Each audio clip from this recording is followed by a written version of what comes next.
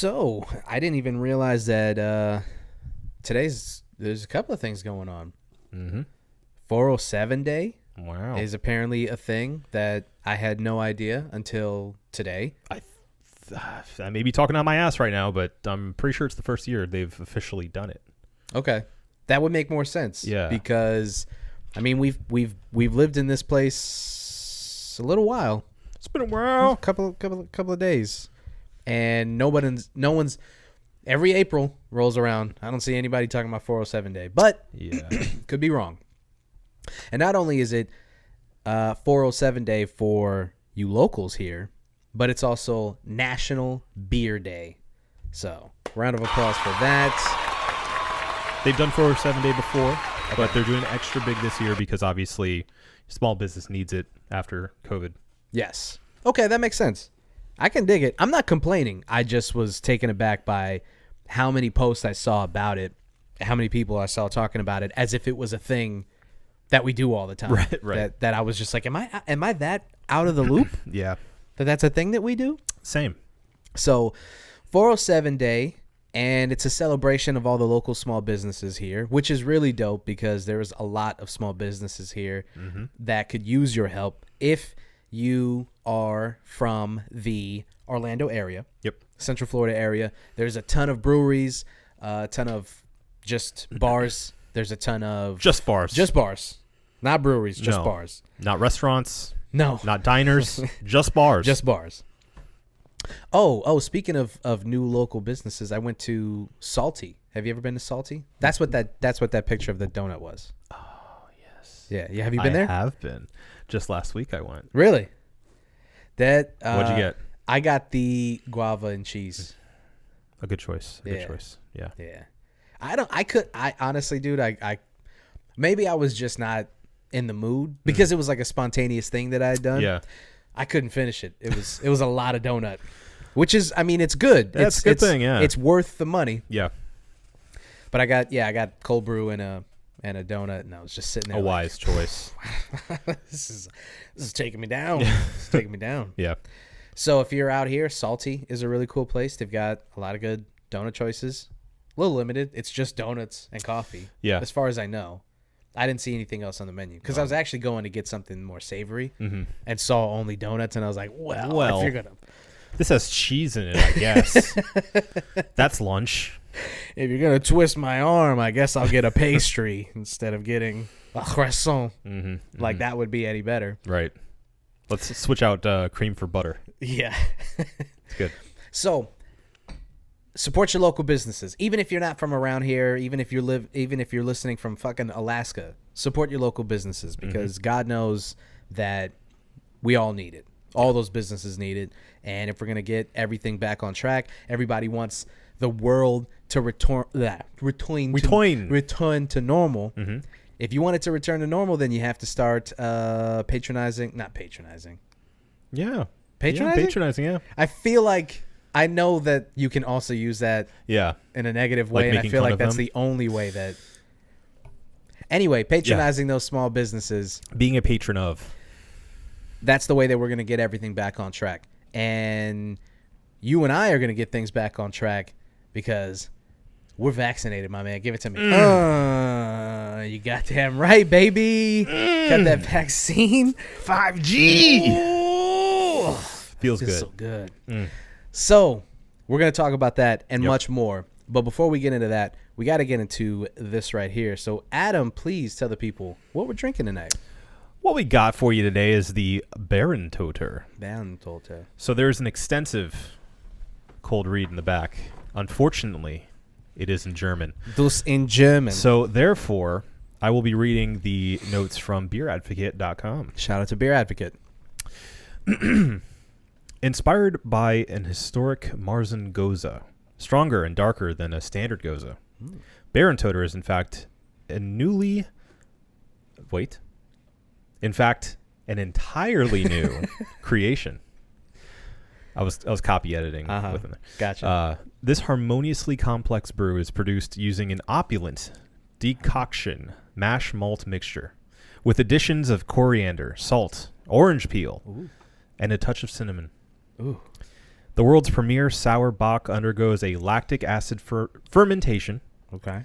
lending an elegant sourness to its salty malt body and layers of fruity and spicy aromatics. Bärentöter, which means bear slayer, was the name of a rifle owned by a 19th century fictional German gunman of the Wild West, Old Shatterhand. Old Shatterhand. And it says, no, really, we suggest a cool name with umlauts, and there it was. That's fucking awesome. Old Shatterhand. Old Shatterhand. Dope. Is that it? He had the Bärentöter. Yes, that is all. Right on. Mm-hmm. All right. Well, I hope I get those touches of cinnamon. Multi-body. That guy right there is Adam Obesius Rodriguez, and my name is Marco Dupa, and this is the One Beer In Podcast. You not ready? Are you not ready? You always have to be on your toes. Lost to be found by someone to save you when you're down. Yes, I'm bored when it's bright out. So bored when it's bright out. 4 to 5 a.m. takes me to a place where I fit in. Seems to be the same shit. Like Yes. same different formula. name. Yeah. Yeah. Which is cool. I mean, you know, the entire idea, the whole format of the thing was his baby. Mm-hmm. But I just wonder, how does that work with All Gas? How do they see that and not go, I mean, this is intellectual property that you don't own anymore. It's probably in the contract that they sold their product. Maybe the name. I don't know. Well, this is the One Beer In Podcast, the podcast where two brews crack open a brew and see where that one brew takes us. This is episode 306. Clank it up. Ooh. Are you ready? You're already ready. You're going. Oof. Oof. Oof. I'll be honest with you, I'm not mad at it. No, it's interesting. I'm not mad at it. I wonder. I'm not going to say it. I'm going to keep that to myself. Stupid thing to say. Always good for a podcast. So, yes, thanks again for joining us this week, as you do every week, when you do every week. We are two vaccinated gentlemen, sir. Yep. And 2 vax, no breaks. all vax, no breaks. Uh-huh. And it feels like, because we talked about it a little while ago, like how long ago we did the kind of preliminary COVID episodes. Yeah. Thinking, you know, it'll just be this thing. It lasts a couple months. And then it's just going to be more fodder for the show. Right. More stuff to talk about. This will be fun. Yeah. And thinking about when we did when we acknowledged the pandemic for the first time, it wasn't a pandemic yet. Not at least here. Not yet. And how we weren't nonchalant. I mean, we were taking it seriously. But it was like this kind of you know, it is what it is. Well, It was tracking a hurricane. Yes. You know, like seeing it slowly coming. Like, you know, it still could. You see all the other bands that could go that way. Right. They always say that it goes up north and then it kind of Right. gives a little hook, and you know, it might miss us completely. Yeah. We might not even hit us. And then it's just like, dude, I think about like what's the Fincher movie, the Fincher zombie movie. David Fincher? Yeah, didn't he did Zombie movie. Yeah, he did. Or maybe I got no, it's not Fincher. Sorry, I have the directors mixed up. Fuck me. 28 days later. Ah, okay. Danny Boyle. Danny Boyle. Yeah. I don't know why I mixed them up. Yeah. But I think about 28 weeks later. because they kind of felt like they had it contained. Yeah, it's fine. Don't worry. Everything's great. Everything's going back to normal, and then one dude gets in, and it just another movie about a pandemic. Yeah, but 28 days and 28 weeks are fucking awesome. They're great movies. Yeah, so good. But two movies that I would say have a jump scare to non-jump ratio too high for my normal enjoyment. I'll go back and watch them every once in a while, but it takes a lot for me to be like, I'm ready now. Go ahead. Hit my nerves. No, that's a good point, because that was in the era of every horror movie had to have. It didn't matter what the subject matter was, how seriously you were taking it, how avant-garde you were trying to make it. Yeah, no. It had to have some jump scares. Really quiet moments into the level 10 loudest moment you can possibly think of. It's such a cheap device. Yeah. It works every time. And I now, when a movie does it, I get less scared and more angry. Yeah. It happens, and I'm just like, God damn it, you got me again. Wasn't even worth it. Well, was it worth it? Especially when you know it's going to happen. It's like, I know it's going to happen. Yes. I know it. Yeah. It's the same thing in video games. Like, I know I'm going to turn around and there's going to be a thing there and it's going to scream in my face. I know it. I like when movies do like a misdirection where like you can tell the way that they're framing it. Yeah. Blocking. Yes. And they kind of do one of these moves where they'll look. And you know that once they look back, the camera kind of pans a little bit. Yeah. You know they're going to look back, and a thing is going to be there, and that's the jump scare. But then what they do is they look and they go, "Oh, there's nothing there," and you go, "Oh, okay." Bam. Yeah. Like, you're not fucking slick, filmmakers. You're not slick. Yeah. You got to get more creative with your jump scares if you feel them necessary in 2021. Yeah. Anyway.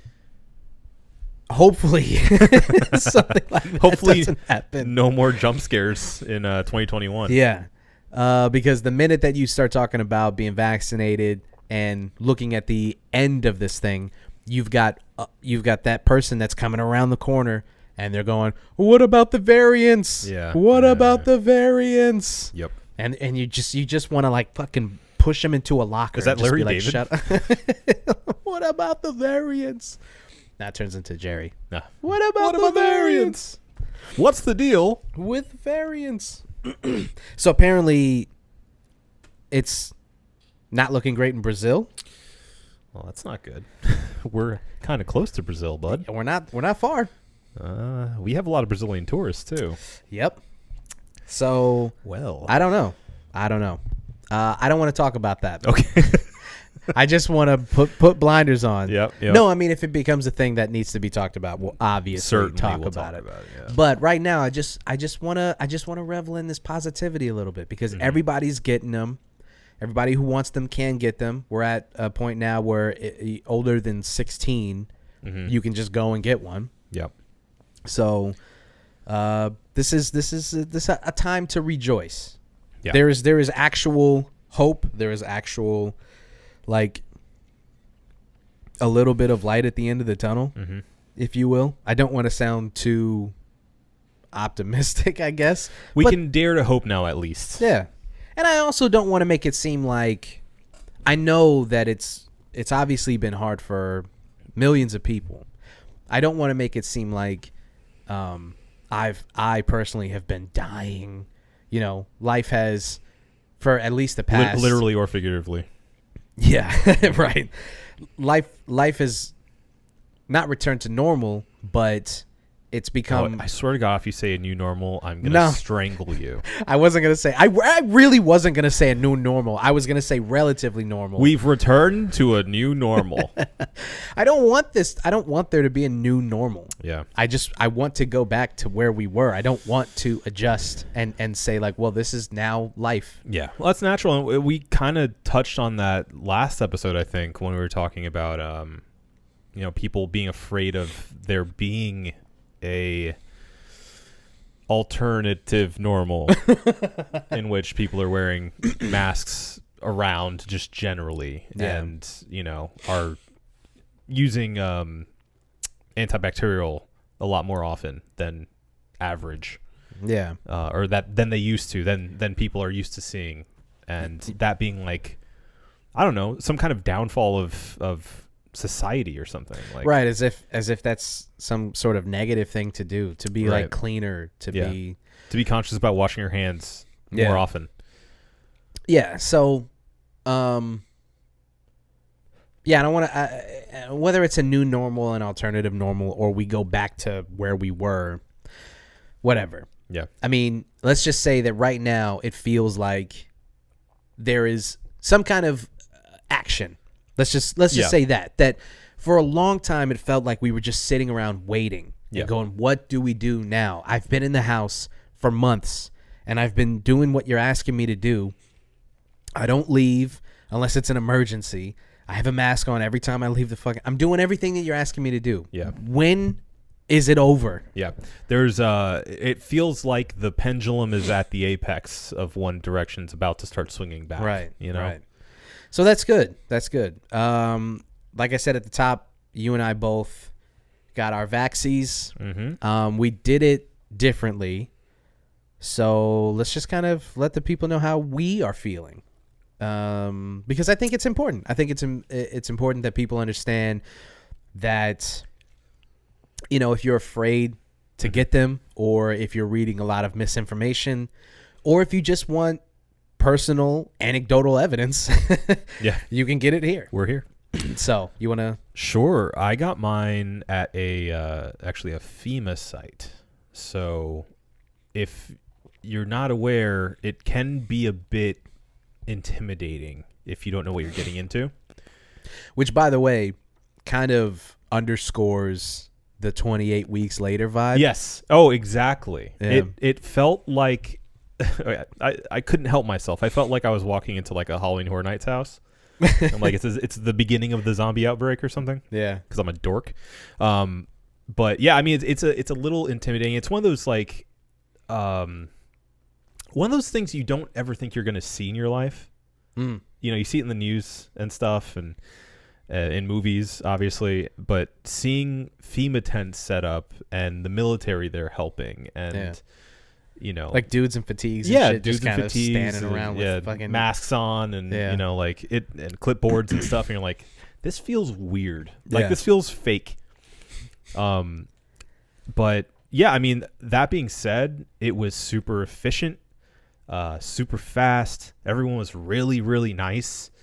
And after my second one, a guy in the Army Airborne had this little IG poster to hold up in front of my face so I could have a selfie. Let me write this down. I'm going to include this. It was a good time. I will go as far as to say it was a good time. Everyone was super pleasant. Everyone was super nice. You know, obviously, all the respect in the world to the military men and women out there who are lending a hand in all this. And yeah, I mean, I have nothing but good things to say about it. So I got it. Same situation basically with my first and second shot. No real side effects other than the next day I felt a little more tired than usual. And obviously my arm was hurting because that's what happens when you get a vaccine. Mm-hmm. But beyond that, yeah, I mean, I don't know. I didn't have like the massive flu-like symptoms that some people are talking about. Mm-hmm. I should say I got the Pfizer shots. So I've heard some people saying that the Johnson & Johnson apparently can have some pretty brutal second day side effects. I guess we're going to find out because that's what I got. Oh, boy. Gulp. No, you'll be fine. Again, this is anecdotal evidence, so some people just saying they felt a bit flu-like the next day. Yeah. Well, that's the thing. Everybody's experience is going to be different. And if you're listening to somebody going, yeah, man, it made me feel like shit. It's like, all right, but here's the thing. Here's what you have to keep in mind. They got the shot, though. Yeah. Right? They got the vaccine. So they're going to be protected from don't let somebody telling you like, yeah, it fucking sucks. That would be like if you went to the dentist and you were like, and they told you needed to get a root canal or something, and somebody says that feeling hurt. It sucks, and then you go, oh, it hurt you. I'm just not gonna do it. Yeah. Okay, you're just gonna let your teeth rot out of your mouth because right. one person told you, or even a couple people. I mean, don't let that be the thing that deters you because of some scary story that your coworker tells you because they're trying to fucking, Yeah, and here's the deal. The worst of the normal symptoms still aren't as bad as getting COVID. Right. So if you're kind of balancing the pros and cons here, I mean, it's obvious. Yeah. Get a mouthful of COVID. It's fine. I got the Johnson & Johnson. Mm-hmm. Shout out to that JJ shot. Mm-hmm. You know what I'm saying? Mm-hmm. Oops. We're good. I saw it on social media because we're like I said, we're at a point now where we're basically trying to get the shot into as many people that wants it. Yeah. Yeah. And so I saw this thing where I guess some let me get that out the way. I don't want to disrespect this person by calling them something under what they earned, but I think they're a nurse practitioner who owns their own practice. Okay. Or I shouldn't say nurse practitioner. I guess I should say physician's assistant, or maybe they're a doctor. I'm actually not sure. If you have your own practice, I've only heard of doctors having practices. I think a physician's assistant can have their own practice. If I'm not mistaken, internet, please correct us if at all possible. But I think that you can have your own practice if you're a physician's assistant. I'm not sure. Either way, that's what this person has. It's called Boutique Medical Center. And they got their hands on some vaccines. Sounds so Winter Park. Seriously, right? Oh my God. Right? Yeah. That they're just like, we a box fell off a truck and we're just gonna even being called boutique. Oh, dude. Well, I mean, her practice apparently is like what she mostly does is like cosmetic stuff, Botox and all that shit. Yeah. And I guess she somehow her name was on some list that they were like, well, give it to Boutique. Put it in her face. So, excuse me. That's how they do. I don't know if anybody knows, but the way that you do the Johnson & Johnson shot is not like, it's not in the arm. It's like Botox. It's in the face. Okay. Yeah, I was waiting for the no, other I shoe. just yeah, the only problem they rub oil on your arm. It was weird. really weird. Yeah. They say that your body just has to absorb baby oil. Yeah. I don't know. Strange. She's a doctor, so I trust her. I trusted her. Or maybe she's a implicitly. physician's assistant. Who knows? Or maybe she's just an LPN. I'm not sure.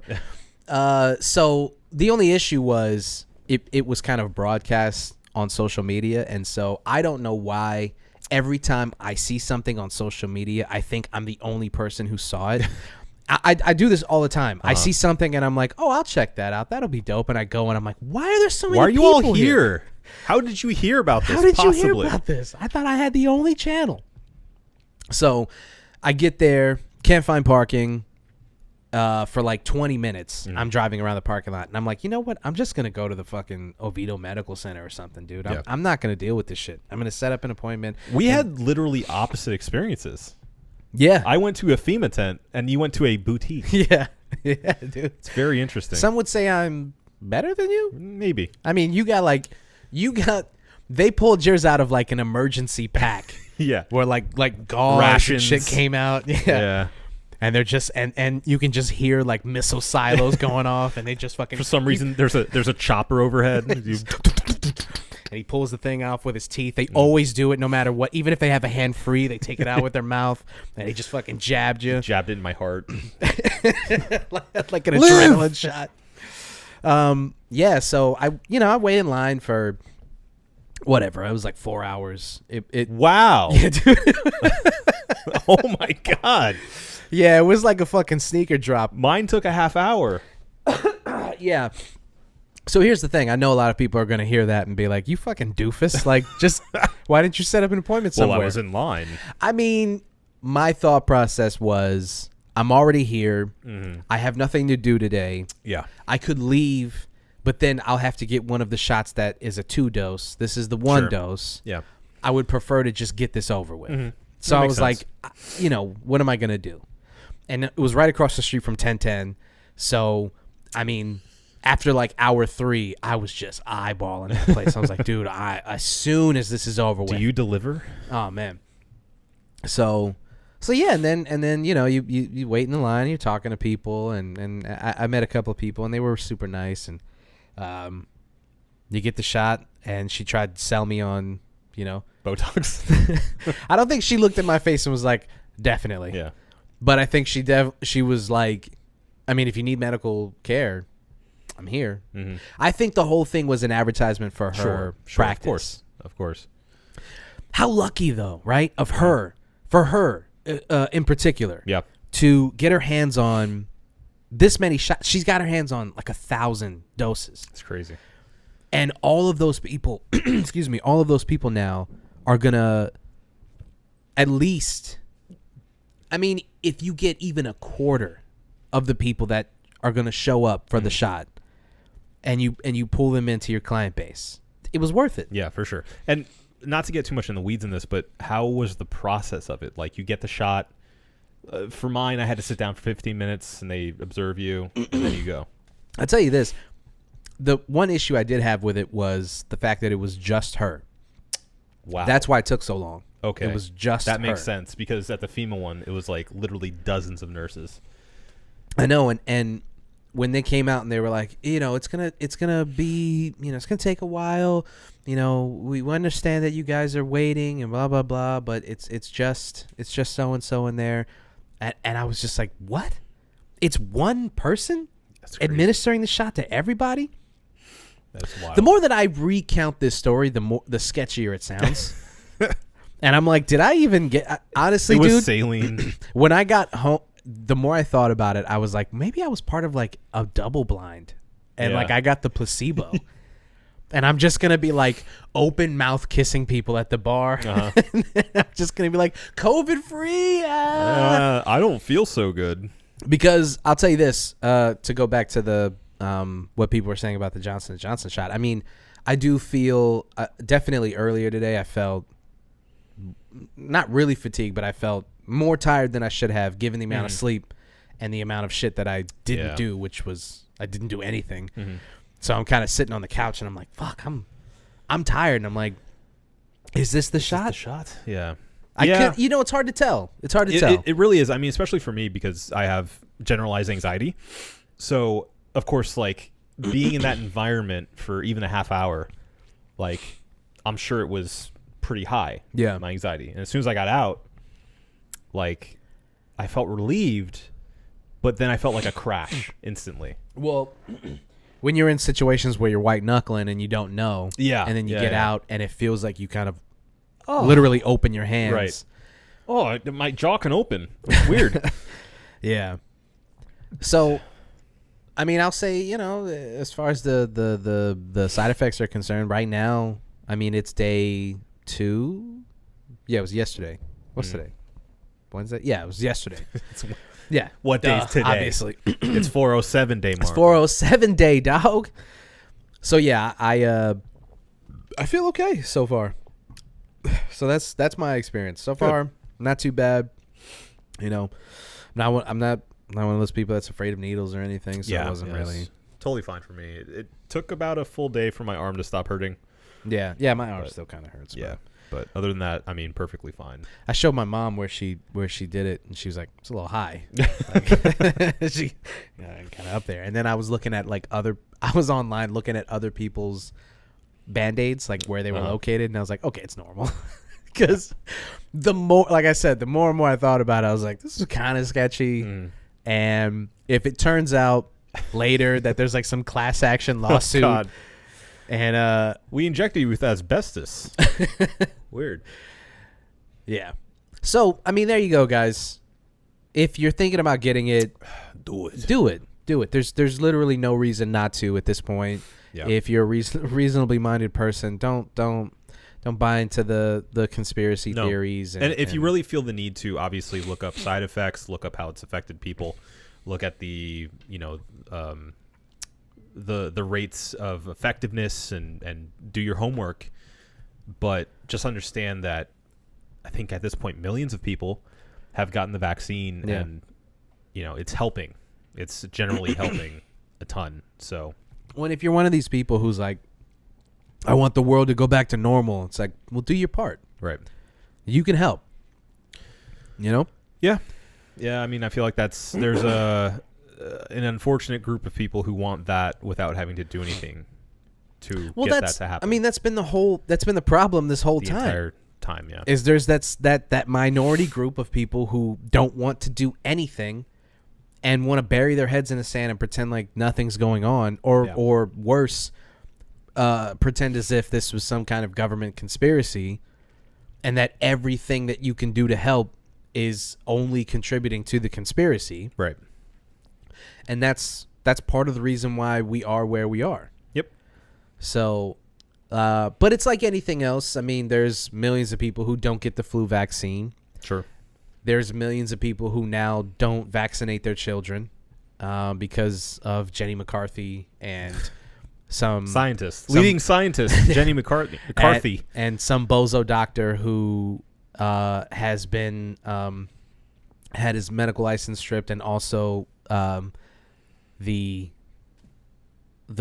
dissertation or whatever that he wrote has been debunked 100,000 times. Yeah, but those doctors are getting paid off.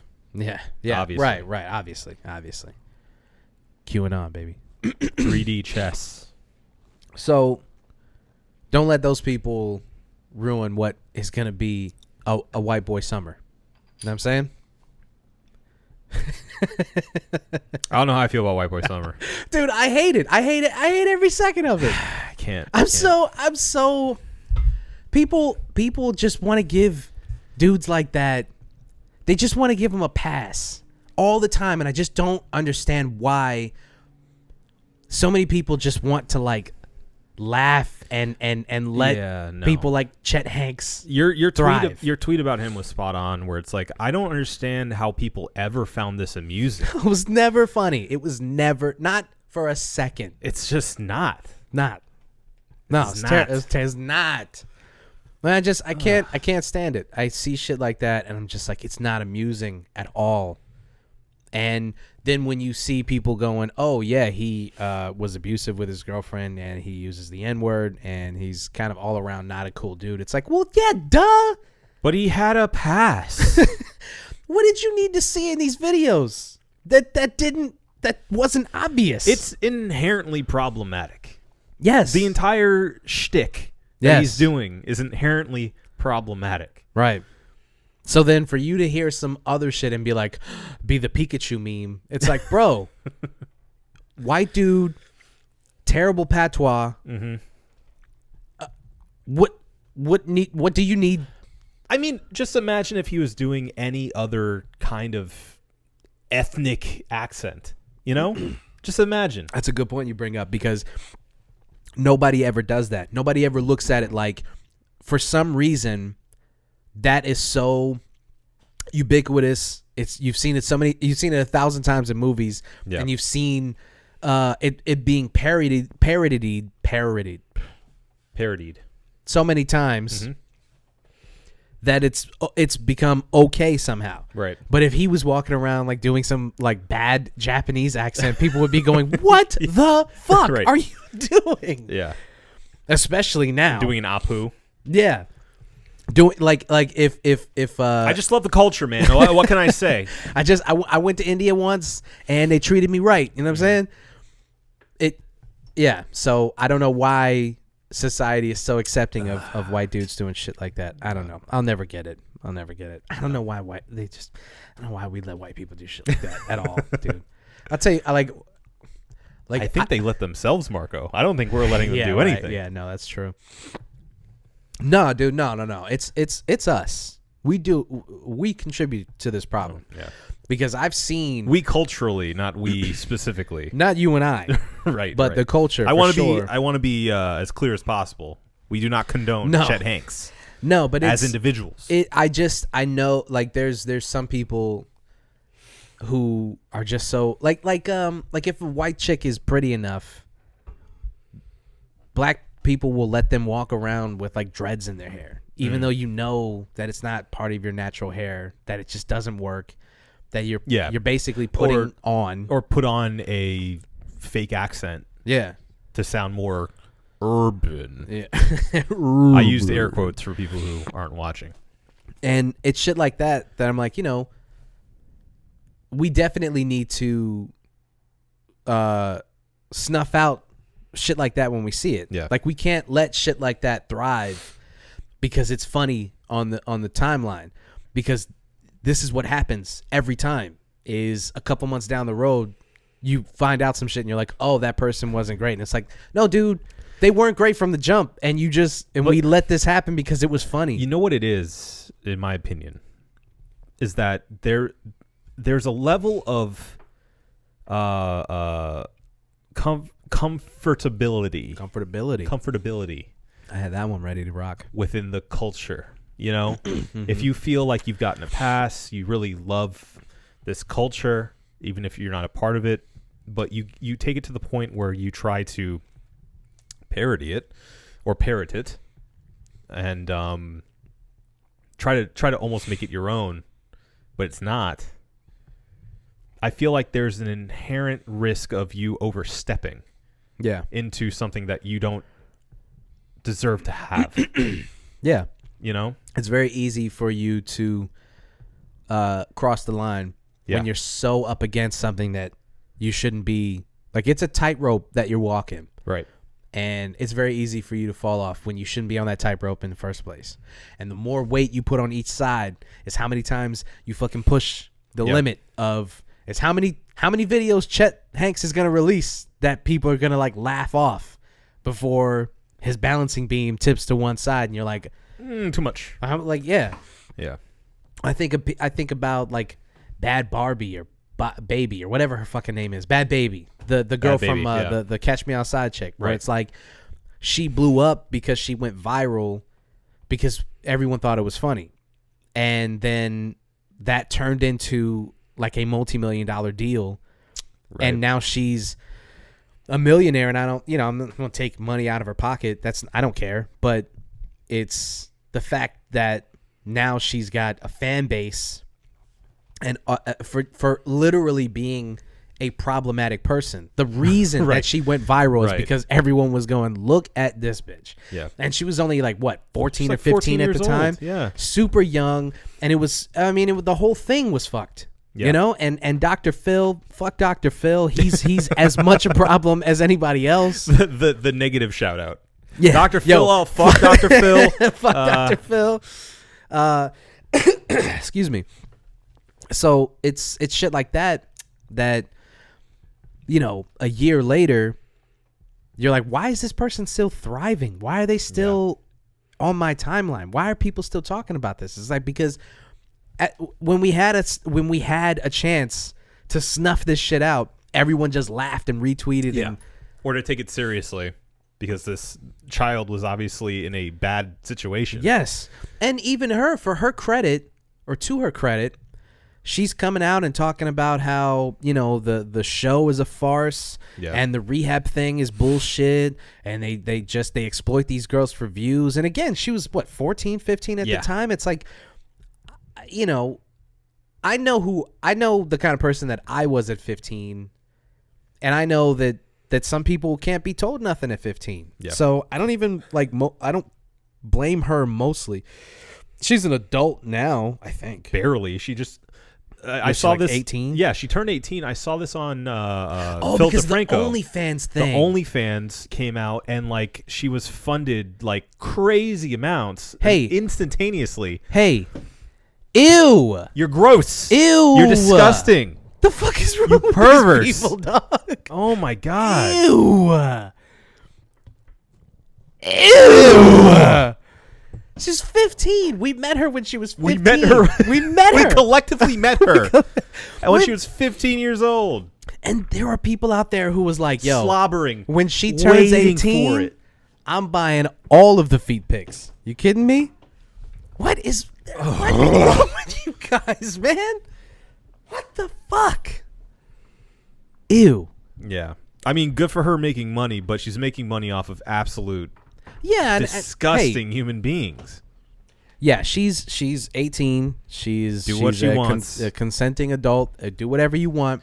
And like you said, she's gonna make a boatload of money off of these fucking perverts. But come on, dog. Come on. Do better. Do better. Be best. Anyway, so I don't even know how we got on Chet Hanks. Oh, White Boy Summer. That's right. Yup. Even that shit, the minute that shit went viral, people should have been like, fuck no. Nope. No. Nope. Absolutely not. There's nothing funny about this. There's nothing entertaining about this shit. Fuck no. Let's just be honest. Chet Hanks with a name like that. His name's Chester, apparently. I don't care. I really don't need that information. He should have been a country singer. Mm-hmm. Simple as that. Yeah. Apparently, he is a rapper.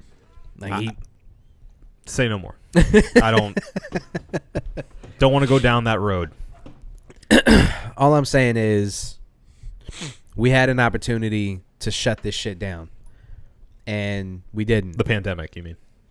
Yes. Of Chet Hanks. The pandemic of Chet Hanks. Yeah. We had an opportunity. Title. And is that what this episode is? I think it's going to be that, yeah.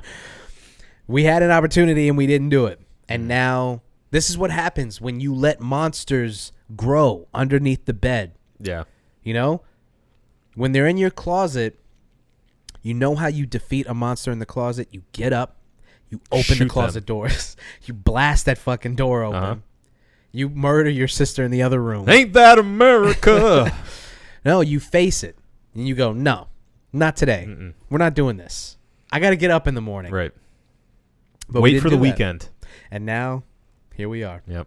So, on an even more negative note, I'm sorry I have to do this. Keep digging. We're just going to keep getting more negative. How about this? How about instead of going negative, we celebrate? Okay. So if you're in the know, or even if you're kind of peripherally in the know, or if you read the New York Post, those sons of bitches, you will know that DMX right now is in a coma due to an overdose and a heart attack. A heart attack from the overdose that put him in a coma. And it's not looking good. Let's just be honest. It's not looking good. Yeah. They say that before he was in a vegetative state, he came out of that. He's breathing on his own, but he's still not with us right now. Mm-hmm. And yeah, it's just looking like one of those things where, you hope, and if you're a praying person, you pray that it's not one of those situations, but he's relapsed, I don't know, 12 times. Yeah. I think I saw some post. And it's just not looking great. Mm-hmm. It's not looking great. And it's one of those things that, as fans, we have no idea. You can have a person in your life who you have no idea is struggling with some shit like this. Right. Let alone some celebrity. So we have no semblance of understanding of what he's going through, what he's been going through, the demons that he's fighting. And, if there is some kind of cosmic pull to everything, then I want for us to put positivity into the air, into the atmosphere, into the spiritual realm. If that's a thing, I don't want to contribute to the negative, because we can drone on about what he's going through, but instead we talk about DMX, the rapper, the personality, the MC, the man. Because you know what? Now that I'm thinking about it, we didn't talk about DMX in the rapper actor list. No, we didn't. And not to kick a man while he's down. He was serviceable. Let's just say that. Okay, I'll take it. I will say even without this situation going on right now, that he did his job. He was convincing enough in his role. I'm not gonna sit here. I'm not gonna blow smoke up his ass like he was fucking, But I will say that he was convincing. He at least, I'll say he's better than Ludacris and he's better than LL Cool J. I'll say that. Okay. For the fact that LL Cool J has had thriving silver screen career. Yeah. DMX is a better actor than LL Cool J. LL Cool J sucks. I'm not even gonna. He sucks. He sucks. He's not good. He plays himself. Yeah. Yeah. He's not good. So, if you don't know, and if you're a younger fan, you may not know of DMX's straight up dominance over the late 90s. I mean, he had from 98 to like 2002, 2003, just a fucking stranglehold on popular culture. He was everywhere. He blew up almost immediately. You couldn't turn on any music-related thing without seeing DMX. Yeah. His music was everywhere. He was headlining festivals. I mean, they did Woodstock 1999, and there's that famous clip of him rapping to what is a literal sea of human beings, and they all know the song. Yep. He did what not a lot of people have been able to do. He released 2 albums in the same year, both of them multi-platinum. Right. Both of them incredible albums, his debut and his second album. And also, I mean, he had pop-friendly songs, obviously, but the albums themselves were so dark. So dark. And so gritty and grimy that you look back at, I went back and revisited his first 2 in particular and was like, how did this catch on? Yeah. How did the general population see this and go, let's put this big time, baby? Yeah, more of this. Right. Not to say it's bad in any way, because I loved it, and I still do to this day, but like just from a pop appeal, like, somehow these things crossed over without it having like an R&B hook, Yeah. Yeah, you have to give credit where it's due. He was able to tap into something that for some reason was working at the time. Yeah. And I don't know if it was the landscape of music. Maybe the like extreme generation. Yeah. Like that was still bubbling at the time. So maybe people like the general audiences were ready for that kind of, like the teenagers at the time. Yeah. I know my brother was a huge fan when I was growing up, when he was a teenager. So like maybe that was just like in the zeitgeist at the time. Makes sense because what he was doing at the time was right. It was perfect for when he came out. Yeah. I don't know if he could. I mean, I think, let's say this. I don't think he could come out around like 2007, 2008. I think he could come out right now and thrive with like all this emo shit. Yeah. And all this. I think like the dark imagery and stuff like that. I think if DMX came out right now, he would crush. And when he came out, he crushed. Yeah. I want to guess. I don't know if you can. I don't know if this is readily available, but I think his first 2 albums both went like 5 or 6 times platinum. I mean, so he was. I mean, just incredibly successful, almost out the gate.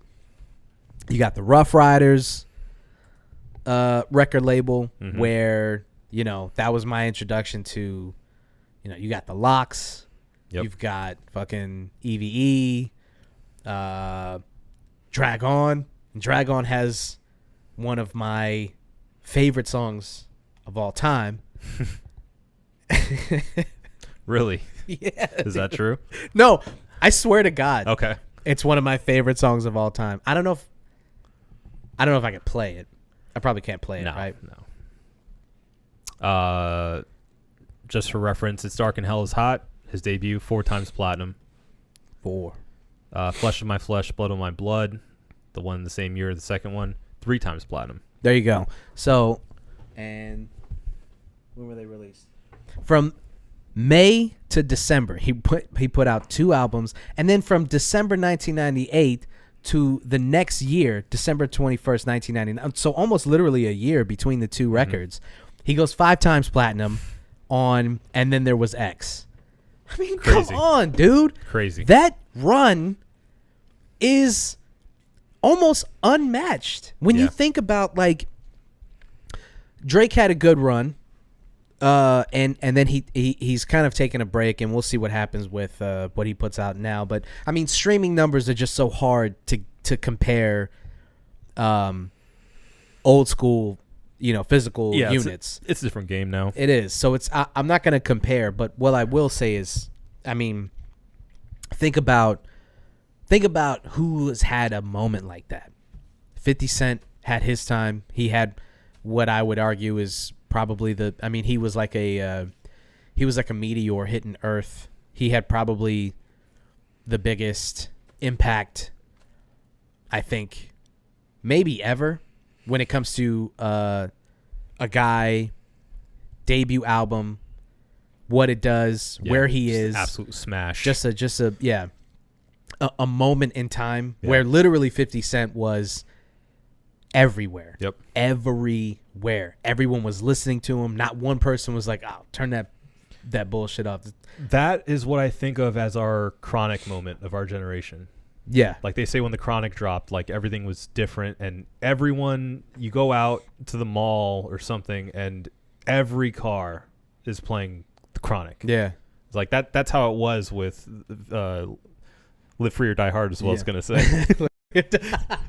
50 Cent presents Live Free Free or or Die Die Hard. Hard. Get rich or die trying.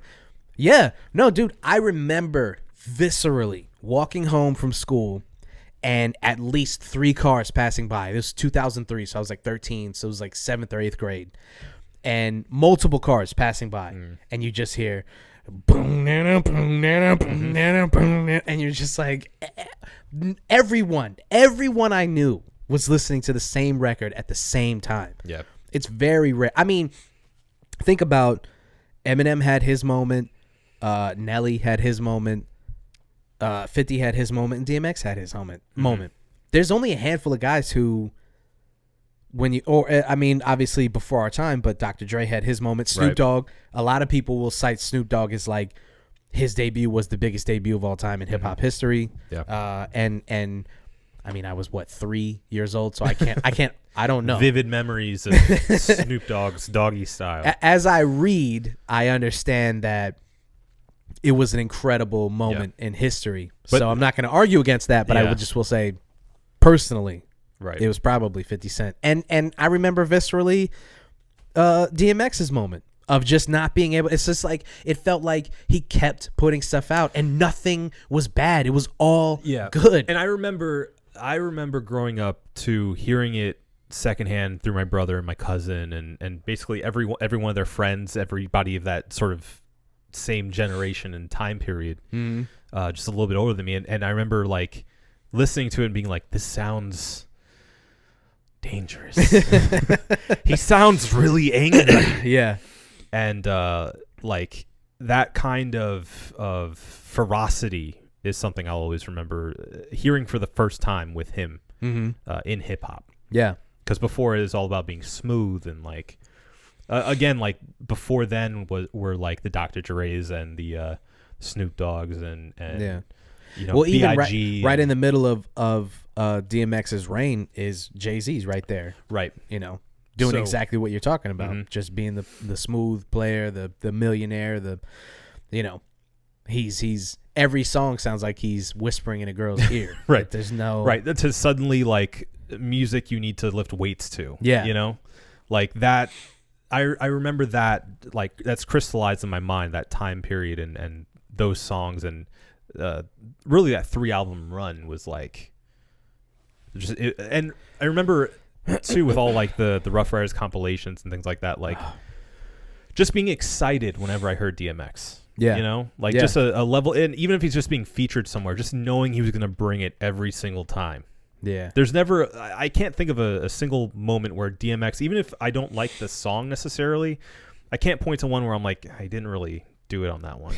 No. He didn't really, do his best. He didn't try his best on that one. Yeah. No, X brought it. Yeah. Every time. And even when he went away for a couple of years and then he came back and, it wasn't obviously what it was when he was out in like the late 90s.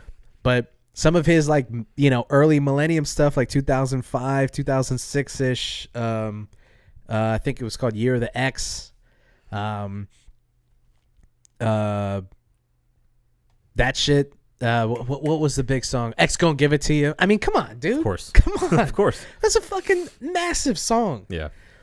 So, I mean, it's you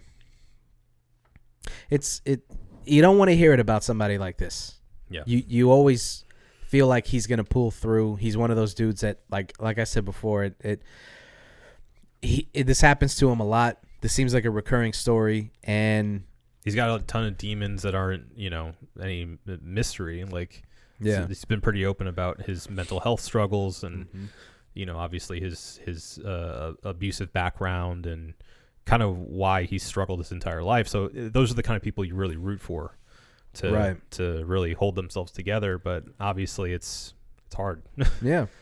And I think that we're so, I think especially now we're so jaded and so cynical that when you see somebody struggling with something like this, it's easy to just be like, fuck them. Yeah. They're you know, you can't help somebody that doesn't want to help themselves. And it's like, yeah, definitely. That's true.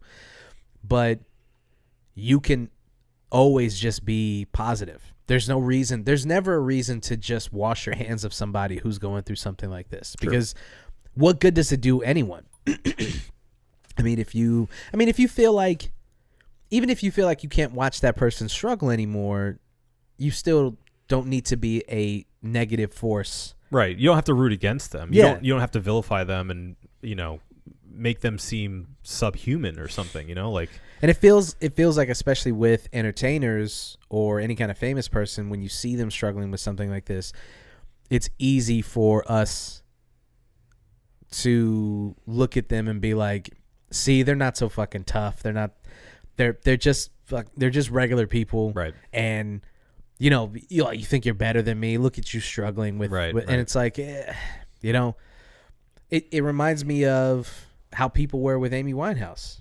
I remember that pretty viscerally, like how people were when she was going through her stuff, and every time that she would relapse, you know, it felt like she lost more and more people who were just like, I give up. She's never gonna help herself. And it's like, that's just not the right call. Right. And then when she passed, everyone was like, you know, it's just one of those things, of course. Told you. And it's like, oh, cool. You were the only person on planet Earth who was like, if you do drugs, you might die. Right. Yeah. Right. You made a good call there, buddy. You know? Yup. So, obviously, we're rooting for him. We hope that he pulls through. And we hope that, you know, this is the last time something like this happens and he can have a long life with his kids. Being happy and being able to tell this story in his fucking 80s on some podcast. Right. You know, when you're like, so how long you been sober? Oh, it's been about 30 years. Like, 30 years. Mr. X, we're going to need you to say words. Calm down, sir. I'm just so excited. So, yeah. By the time this comes out, hopefully nothing happens. Yeah. Hopefully he pulls through. But yeah, that's all I got. Well wishes, sir. We're rooting for you. For sure. All right, I think that's all I got. That's it. All right. Well, ladies and gentlemen, before we can finish this show, we have to review this brewski.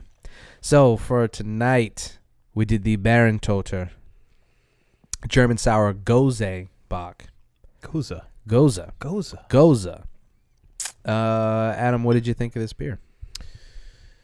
Well, I liked it. Oh, did you now? I actually liked it. Wow. I know. We're not big Gose people around here. We're not big sour folks around here. We're far more bitter, generally, or sweet.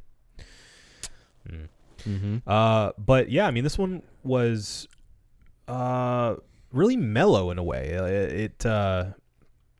It blended its sourness well with a bit of a sweetness that countered it before it would get too extreme. It didn't make me pucker in any way. It was just very smooth and tasty. I don't mean to say it was bland in any way. It was very flavorful, but at the same time, it didn't go over and choke me with salty sourness that some Goses do. Right. It didn't taste like the sea, is what I'm trying to say. Yeah, I mean, all that being said, would I reach for this one first ever again? No. But if I'm ever in the mood for something a little different, I consider it. Yeah. I'm going to give it a 4.5. Fuck. I'm going to give it a 4.5 also. I'm sorry. I want our scores to be different, but I agree with you. Sorry.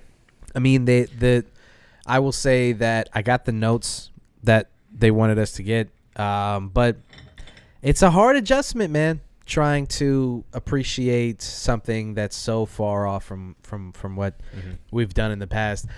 I was at Tactical getting that other beer that we'll do at some point, and this guy comes in and he says, the bartender's asking him, so what kind of beer are you into? What kind of stuff are you drinking? And he goes, I'm a bitter guy, I like IPAs. Yeah, but what kind of beer do you like? Yeah, right. He's like, I like IPAs, and it's like, dude, you and every fucking else. Yeah. Like at this point, especially IPAs have become just so. I mean, I'm not a beer snob by any means. I don't know anything, but I do know that you have to expand your palate a little bit. You can't walk into a craft beer bar and be like, I like IPAs, so do with that information what you will. Yeah, you know what I'm saying? I do think a lot of breweries are built for that, though. A lot of them are like, we know IPAs are the craft beer guy beer. Yeah. So we'll have a house IPA for you to have, even if they're not into it. That's good. Breweries should just have a house IPA, like a house salad or something. Yeah. They should just have a house IPA. Yeah. Because and I'm not judging those people who are not well versed in craft beer. I'm not telling them to not come in and say some shit like that. It's just like, dude, at this point, that would be like walking into a bar and just being like, I like beer, pick one. You know what I mean? Like, be a little bit more specific is all I'm saying. Okay. So I say that to say, like, this is us going outside of what we're doing, and it's a hard adjustment sometimes. And I'm going to be honest. I mean, I'm still at a point where if I'm hanging out, if we're just at a bar somewhere, I'm not getting a Gose. I'm not a Gose. I'm not doing it. But maybe one day. Yeah. Maybe one day. We're working on it. I think this was a step in the right direction. Yeah. See? Yeah. See? Yeah. It's good that we did it. I guess. Yeah. All right. Think we got it? I think we got it. Well, then let's get the fuck out of here. A 4.5 unanimously between myself and Adam Obesius Rodriguez. Yeah, buddy. This has been the One Baron Podcast. Thank you guys for listening. Drink delicious beer. Like, share, and subscribe everywhere podcasts are sold and listened to. And always, always, always have a beautiful evening. We love you.